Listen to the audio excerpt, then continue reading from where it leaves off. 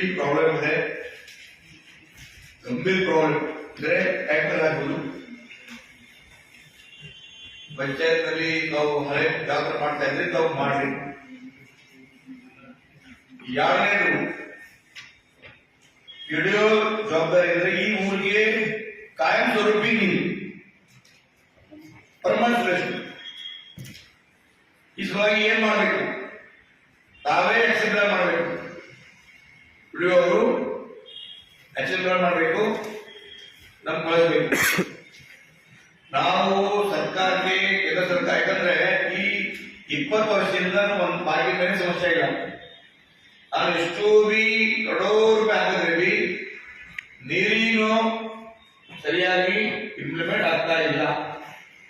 ಇನ್ನು ದೋಸ್ ಹೇಳಿ ಜೆಜೆಎಂ ಬೇರೆ ಬೇರೆ ಬೇರೆ ಬೇರೆ ಎಲ್ಲ ನೀರಿನ ಸೋರ್ಸ್ ಕಡಿಮೆ ಇದೆ, ವಾಟರ್ ಟೇಬಲ್ ಇಲ್ಲ. ಅದಕ್ಕಾಗಿ ಯಾವ್ಯಾವ ಬೆಳೆಯೋ ಅವ್ರ ವ್ಯಾಪ್ತಿನಲ್ಲಿ ಯಾವ ಊರಿನಲ್ಲಿ ಹಳೆಯಿದೆ, ಬಾವಿ ಇದೆ, ಎಷ್ಟು ಬೋರ್ ಇದೆ, ಎಷ್ಟು ಬೋರ್ ಚಾಲು ಇದೆ, ಎಷ್ಟು ಬೋರ್ ಬಂದ್ ಇದೆ ಉಲ್ಲೇಖ ಮಾಡಿ ಅವರೊಂದು ರಿಪೋರ್ಟ್ ಕೊಡಬೇಕು.